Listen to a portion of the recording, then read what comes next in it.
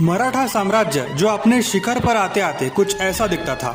उसके संस्थापक थे छत्रपति शिवाजी महाराज, जिनको दृढ़ निश्चय, वीरता और शौर्य का प्रतीक माना जाता है। उन्होंने एक ऐसे आदर्श साम्राज्य की स्थापना की जिसकी वजह से वो सही मायने में जनता के राजा कहलाते हैं। और इस स्वराज्य की लड़ाई में जितना योगदान शिवाजी महाराज का है, उससे भी कई अधिक योगदान है उनकी इंस्पिरेशन आऊ साहेब जीजाबाई शाहजी भोसले जी का, जो उनकी माँ थी। आज के इस वीडियो में हम जानेंगे कि कैसे आऊ साहेब जिजाऊ ने शिवाजी महाराज को एक बेहतर शासक बनाया।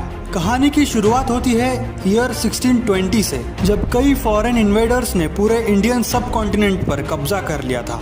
उत्तर में मुगल्स, दक्षिण में निजाम शाही, आदिल शाही और कुतुब शाही ने कब्जा कर लिया था, और पश्चिमी तट पर ब्रिटिश, पोर्तुगीज और डच भी आ चुके थे। महाराष्ट्र उन फॉरेन इन्वेडर्स के इतना अधीन हो गया था कि ब्राह्मण्स अपने वाद विवाद मुगलों के सुल्तानों के पास ले जाते थे। गरीबों पर अत्याचार होता था, और यही नहीं बल्कि गांव के लड़कियों को भी किडनैप कर लिया जाता था। कभी कभी तो टैक्सेस के लिए पूरे पूरे गांव ही जला दिए जाते थे, और जो वहां के लोकल सरदार थे वो भी मुगलों के लिए ही काम करते थे। न्याय और धर्म का नामो निशान मिट गया था। और इस सब के बीच आऊ साहेब जीजाबाई का परिवार था। उनके पिता और 3 भाई निजाम शाही के दरबार में ही महत्वपूर्ण पद पर कार्यरत थे। आऊ साहेब का विवाह शाहजी भोसले के साथ हुआ, जो एक वीर योद्धा थे, और वो निजाम शाही में सरदार के रूप में कार्यरत थे। जब बाद में निजाम शाही पूरी तरह से नेस्तनाबूद हो गई, तब वो आदिल शाही दरबार में कार्यरत हुए। अब आप ही सोचिए कि जिनके पिता,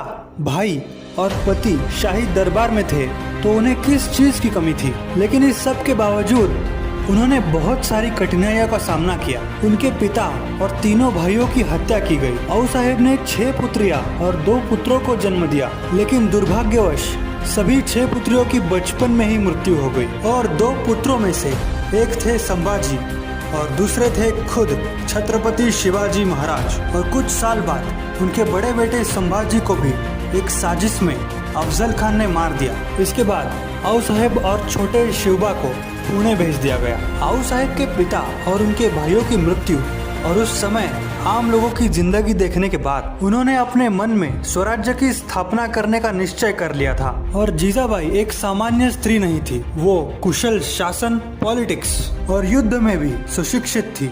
मानव जाति के इतिहास में आऊ साहेब जिजाऊ ही एक ऐसी स्त्री होंगी जिन्होंने अपने बच्चे के जन्म लेने से पहले ही उसका पर्पस निश्चित कर दिया था, और वही थे one of the greatest kings of India, Chhatrapati Shivaji Maharaj. तो आऊ साहेब की ऐसी कौन सी बातें थी जिनको आत्मसात करके छत्रपति शिवाजी महाराज इतने महान और कुशल शासक बने। सबसे पहले तो उन्होंने शिवबा को रामायण महाभारत की कहानियां सुनाई। राजा राम, श्री कृष्ण, इन जैसे महापुरुषों के बारे में बताया कि कैसे उन्होंने लोगों को अत्याचारियों से बचाया, कैसे उन्होंने धर्म की स्थापना की। और आऊ साहेब ने शिवबा को स्वराज्य का महत्व समझाया। उस समय फॉरेन इन्वेडर्स अपने मतलब के लिए गढ़ किले हासिल करते थे, ना कि जनता की भलाई के लिए। और इसी दौरान आम लोगों को भी लूटा जाता था। और ये सारी बातें शिवाजी महाराज को इतना प्रेरित करने लगी कि उन्होंने बस 15 साल की उम्र में 1645 में अपने मित्रों को इकट्ठा किया और उनके साथ मिलकर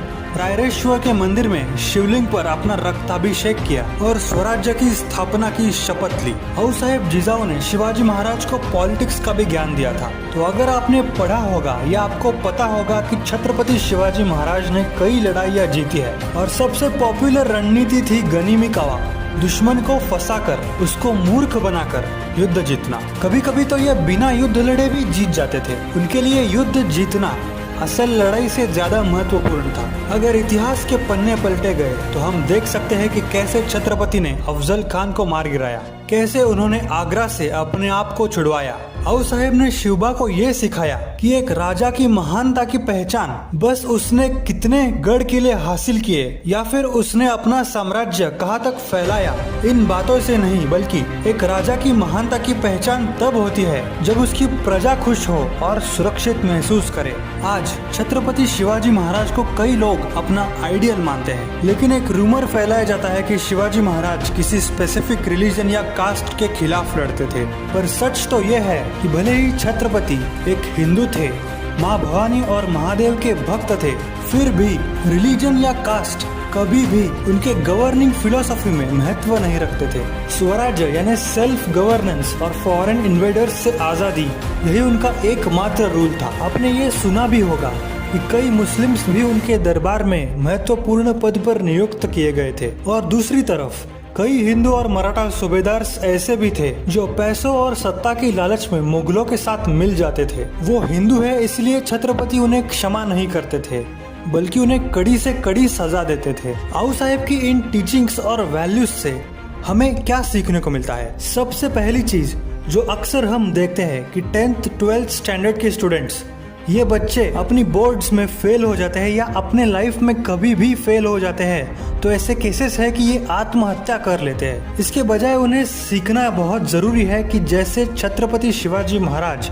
जब सिर्फ 15 साल के थे तो उन्होंने स्वराज्य की शपथ ली थी। इन बच्चों में सेल्फ कॉन्फिडेंस की कमी होती है जो उनके पेरेंट्स को उनमें इनकलकेट करना चाहिए। अगर हम कोई भी काम करना चाहते हैं या करने जा रहे हैं तो हमें सिनेरियोज बनाने चाहिए। अगर प्लान ए वर्क नहीं हुआ तो प्लान बी भी होना चाहिए। आज के इस कंपटीशन से भरे दौर में हार्ड वर्क से ज्यादा स्मार्ट वर्क ज्यादा इम्पोर्टेंट है। जैसे कैसे राजे ने उनसे डबल साइज वाले अफजल खान को ताकत से नहीं बल्कि दिमाग से हराया। सही को सही और गलत को गलत कहने के लिए भी हिम्मत की जरूरत होती है। 4 लोग क्या कहेंगे ये सोचकर गलत काम या उस काम में साथ देना छत्रपति शिवाजी महाराज का काम नहीं था। ये सभी कारण थे कि कैसे छत्रपति शिवाजी महाराज ने स्वराज्य की स्थापना की और एक आदर्श साम्राज्य बनाया। इसलिए वो भारत के सबसे महान राजाओं में से एक कहलाते हैं। और ये सब आओ साहेब के बिना संभव ही नहीं था। छत्रपति शिवाजी महाराज और आओ साहेब की ग्रेटनेस की कहानियाँ इस एक वीडियो में बताना तो पॉसिबल नहीं है। और अगर ये कहानी आपको इंस्पायर करती है तो अपने दोस्तों के साथ जरूर शेयर करना, ताकि आओ साहेब और छत्रपति शिवाजी महाराज की ग्रेटनेस के बारे में उनको भी पता चले। अगर आपको ये वीडियो अच्छा लगा हो तो लाइक जरूर कर देना और ऐसी कई सारी वीडियोस के लिए हमारे चैनल को सब्सक्राइब भी कर देना।